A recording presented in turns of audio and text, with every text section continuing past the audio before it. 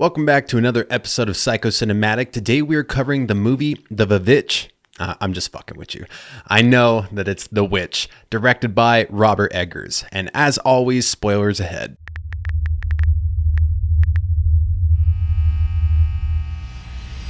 So since I already went there with the title, why is the title of this movie spelled with two V's instead of a W? Well, apparently Robert Eggers has said that he found a pamphlet, like an old brochure or something from the 1600s, and that was how witch was spelled. I think they were saying something like using W's wasn't commonplace for printing and that the V was more common. That's one thing about this film. Robert Eggers also wrote it and he really did his homework. He did his homework so much, in fact, that the Satanic Temple endorsed this movie. And as far as I'm aware, because I tried looking it up, they haven't endorsed any other movie. A24 sent this film to the Satanic Temple, basically being like, I think you guys will like this. And they did.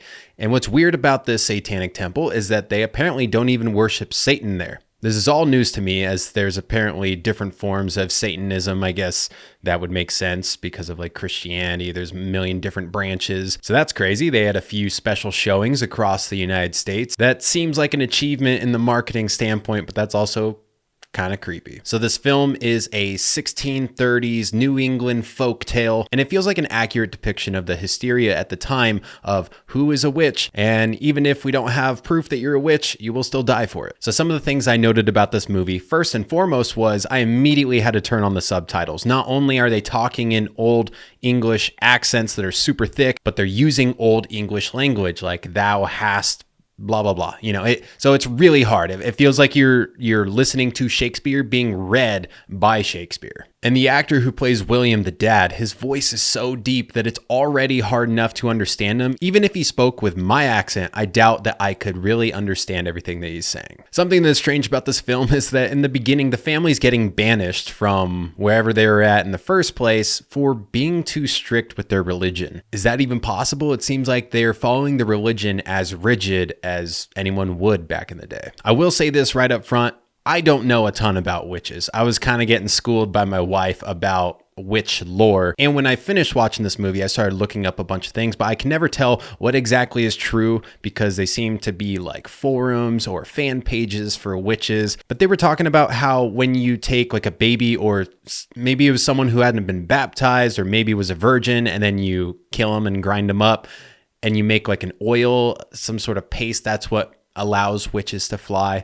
I don't know if that's actually the real witch lore, but baby Samuel is probably some flying oil. I like how Kate made the connection between them being banished to the forest with Christ going into the wilderness and being met by Satan, because that's quite literally what's happening here. In this film, we constantly see this hare, this rabbit showing up, and it kind of leads us to believe that this hare is a witch. And according to IMDb's fun facts, it says, in colonial New England, hares were considered magical creatures. They were often associated with witches either as a milk hare, which stole or spoiled milk from the farm animals, or the witch themselves, who were thought to be able to turn into a hare in order to spy on and influence people. That is both the things that we saw going on. Not only was a hare constantly watching them, but Thomasin milked the cow and it was bloody milk, and then she also stepped on the egg and the yolk was bloody as well. And I'm feeling like they're foreshadowing that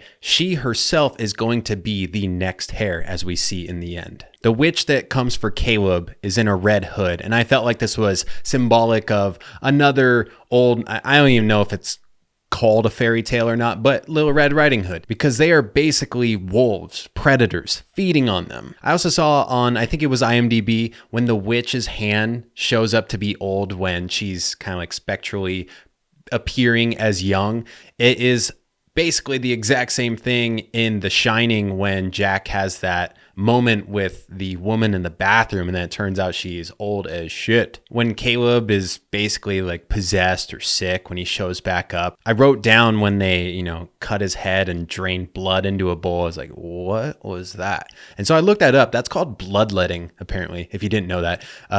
But until I think it was the 19th century, it wasn't really disproven as not gonna work, but they did that as a cure for a lot of ailments apparently. So That sucks.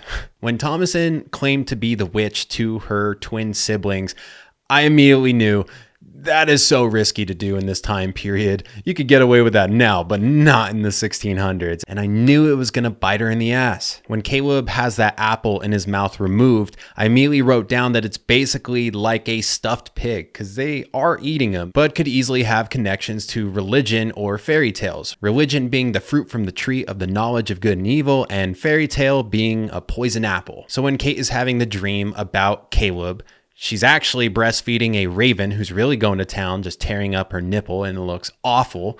But that is actually the witch's tit, which again, I've heard of that, but I don't know much about it. So I looked it up. Apparently people believe that witches had a third nipple that they could feed their familiars like demons, ravens, cats, etc. So it's interesting when Black Phillip the goat goes to kill William. He gets gored a couple times, but the final blow comes from when he falls into the wood stack and the wood stack topples over onto him. The way this looks is that he's been running from his problems, doing the only thing that he's good at, according to Kate, which is chopping wood and trusting in God. And basically his life, figuratively and right here, literally became a house of cards that toppled over on top of him. It was also annoying when Kate accuses Thomasin of her sluttish looks with her brother, when really the brother was the one who multiple times was checking her out.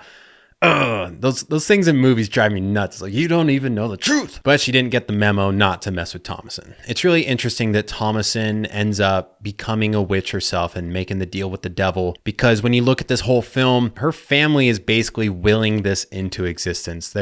They've treated her like the outcast, like she's done something wrong this entire time, accusing her of being a witch to the point that she actually becomes one because she has nothing left. My joke moral of the story for this film is, if you're going to claim to be a witch to your little siblings or anyone back then, and you're a woman, you better hurry up and consult the goat, because they're coming for you. This entire film, I got Hansel and Gretel meets Hereditary vibes. And funny enough, I decided to look into Robert Eggers' film history, and in 2007 he made a short film of Hansel and Gretel. So this had been brewing for a while, it seems. Hereditary came out 3 years after this film, which is another A24 movie, and I've got to say, I liked Hereditary a lot more than this movie, but I think the reason why is I'm not really too fond of the classic witch tale. I'm not a fan of vampires, werewolves, just all that stuff that kind of fits in that box. Not really a fan of it. But with Hereditary, yes, it was witchy,